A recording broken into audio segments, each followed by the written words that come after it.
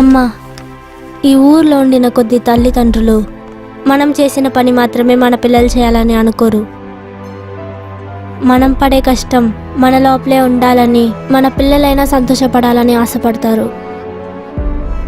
కానీ నువ్వు చేసిన పనికి పోలీసు అడ్డొస్తున్నారని వాళ్ళతో నన్ను ఉండమని చెప్పావు కదా. నువ్వు చేసిన పని ఎలా ఉంటుందని తెలిసినా కూడా నేను నీ పైన ఎక్కువే మర్యాద పెట్టాను. ఎందుకని చెప్పండి? మీ పుణ్యం వల్లే నేను 3 పూటలు భోజనం తిన్నాను. మీరు 2 రోజులు నన్ను పెంచింది కూతురు సంతోషంగా ఉండాలని కాదు. నేను బేగా పెద్ద పిల్లనయ్యి నువ్వు చేసిన పనికి నేను కూడా రావాలని ఆశపడ్డావు. బలవంతం చేసి ఎవరిని ఈ పనిలో ఇన్వాల్వ్ చేయకమ్మా.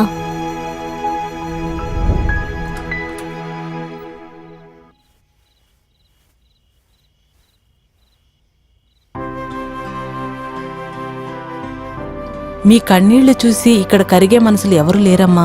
ఈ బిజినెస్ కోసమే సొంత కూతుర్ని బలించారమ్మా తను. అలా ఉన్నప్పుడు నీ కన్నీళ్లకి విలువ ఉంటుందా ఏంటి? లేచి కాస్త తినమ్మా.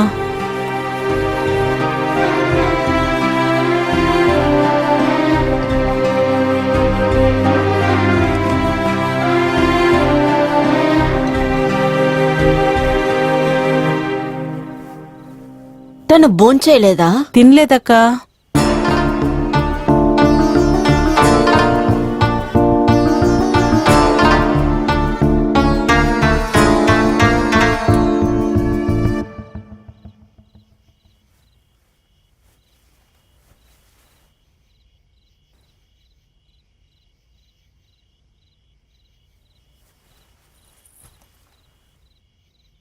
తినకుండా ఎలాగమ్మా ఉంటావు? అందరూ కష్టపడేది 3 పూట్ల అన్నం తినడానికి. కానీ ప్రతి వాళ్ళు చేసే పని విచిత్రంగా ఉంటుంది. ఇదే నా వృత్తి.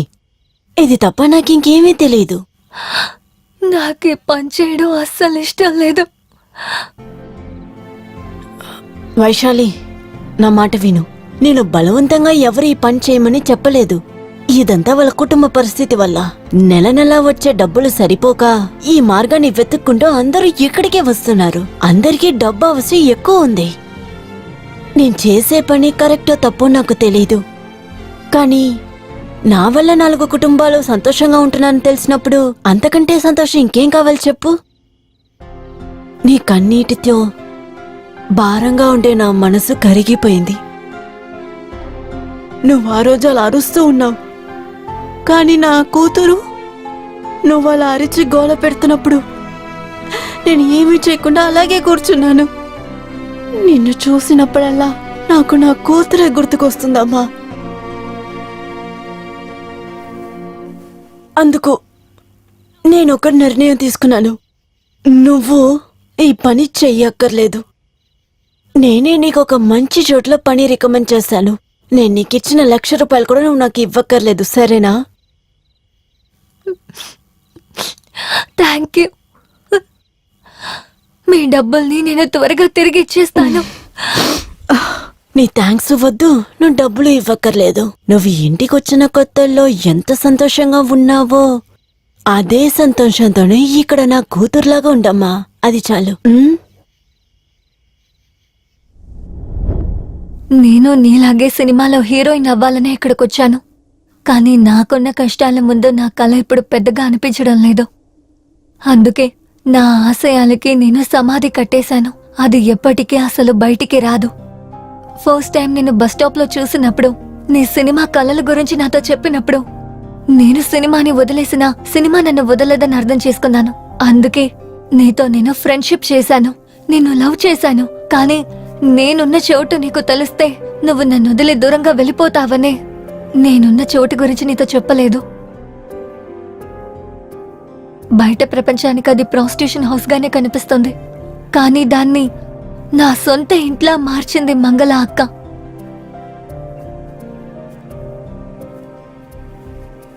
ఐఎమ్ సారీ వైషు, నేను నిన్ను తప్పుగా అర్థం చేసుకున్నాను. నువ్వలా అనుకోవడానికి నేనే కారణం విక్రమ్. నీ దగ్గర సారీ అడగాల్సిందే నేనే, నువ్వు కాదు.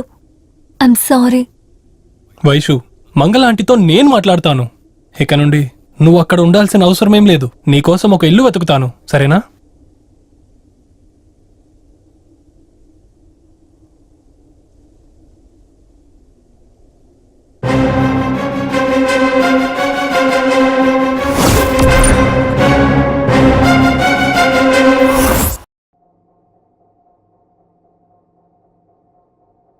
తలా తోక లేకుండా మాట్లాడుతూ ఉండమాక.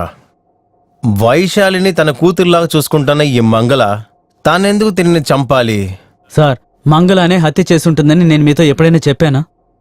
తన మీద ఒక డౌట్ అనే చెప్పాను సార్. మరి పీకడానికి తన కథని ఇంత దూరం చెప్పావు? ఈ ముగ్గురులో వైశాలి డెడ్ బాడీని కొండపై నుంచి ఎవరు విసిరేసి ఉంటారు? కొండ మీద నుండా?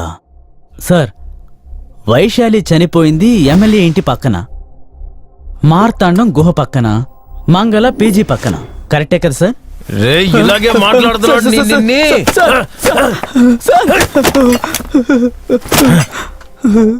హత్య కేసుకి ఏదైనా క్లూ ఇస్తావని చూస్తే నువ్వు రాసే మర్డర్ కేసు కథ గురించి చెప్తావు నాకు. సార్, ఎన్నిసార్లు అని చెప్పాలి సార్? నా script out and out full commercial sir. రే వెదవా, ఒకే అమ్మాయి 3 చోట్ల ఎలా చనిపోతుంది? నాకు అదే డౌట్ సార్. ఎమ్మెల్యే ఇంటి పక్కన, మార్తాండం గుహ పక్కన, సిటీ సర్కిల్ పక్కన ముగ్గురు వైశాలిలు చంపబడ్డారు. ఒకవేళ మన వైశాలి కూడా వాళ్ళల్లో ఉండొచ్చనే చెప్తున్నాను. హత్య చేయబడ్డ 3 అమ్మాయిల పేర్లు వైశాలియే. అదే కాకుండా మనం వెతుకుతున్న అమ్మాయి పేరు కూడా వైశాలియే.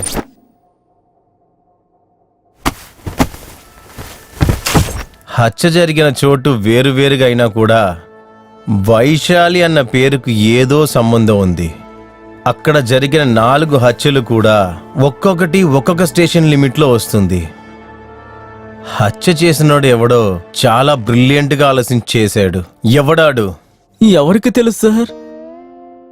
నా స్టేషన్ లిమిట్లో చనిపోయిన వైశాలికి సిటీ లోపల హత్య చేయబడిన వైశాలికి ఏదో ఒక లింక్ ఉంది. సార్, విక్రమ్ లవర్ వైశాలి మాత్రమే నాకు తెలుసు సార్. మిగతా వైశాలిలు ఎవ్వరూ నాకు తెలియదు సార్. ఒరేయ్, నాకు కోపం తెప్పించమాకరా. కష్టపడి పెంచిన ఈ పట్టని కరోనా డ్యూటీస్ తగ్గించాను. ఈ కేసుని నా బుర్రతో ముగించబోతున్నాను. నీ చెత్త కథలు చెప్పి నేను టెన్షన్ చేయొద్దురా. అలాగా సార్? నాకు ఈ కేసు గురించి విని పెద్ద తలనొప్పి వచ్చేసింది అలాగా? సార్. సరే, అయితే బయటికి వెళ్ళు. నా మనుషులతో చెప్తాను. నీ ఇంటికి ఎంత పంపించు, డైరెక్ట్ గా మెంటల్ హాస్పిటల్కి. Thank you sir.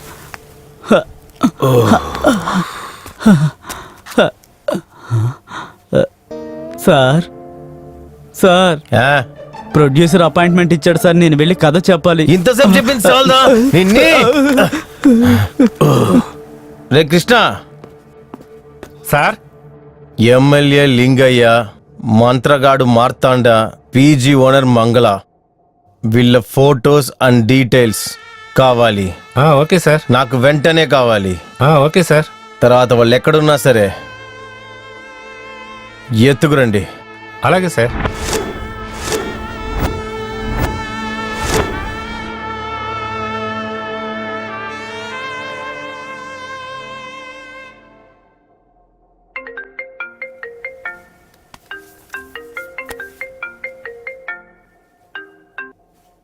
చెప్పు కృష్ణప్ప.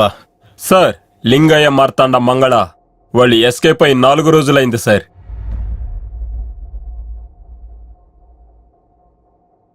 Something is wrong. పెద్ద క్రైమే జరిగింది. ఈ కేసులో నన్ను ఇలా పిచ్చెక్కించే ఆ సైకో ఎవరు? తను ఒక్కరోజు గుండెని రాయిగా మార్చుకుంటే బలి ఇచ్చేద్దాము. కేవలం తన ప్రాణమే కదా.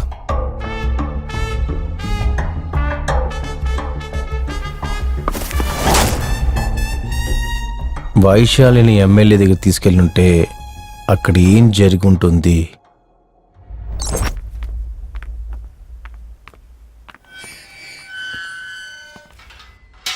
విక్రమ్, నన్నెందుకు ఇక్కడికి తీసుకొచ్చావు? నీకొక సర్ప్రైజ్ ఇద్దామనే. ఇక్కడ సర్ప్రైజ్ ఏముంది? రా చెప్తాను.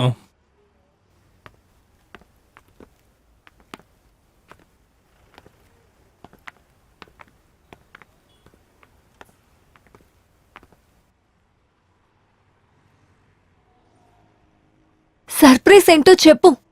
నువ్వు కట్టిన సమాధుల లోపల నుంచి నీ కళలన్నీ బయటికి తీసుకురావాలనే. ఆ, అంటే ఏంటి? అలా అయితే నేను హీరో అవ్వాలంటే నువ్వే హీరోయిన్. హ్మ్, ఏంటి జోకా? నిజంగానే వైషు, మన సినిమాలో నువ్వే హీరోయిన్.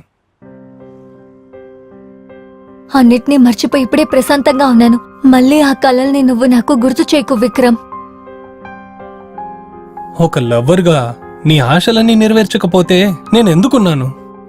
ఈ ఒకే ఒక సినిమాలో మాత్రం హీరోయిన్ గా నటించు. దాని తర్వాత నీకు నచ్చితే చెయ్యి, లేదంటే వద్దు.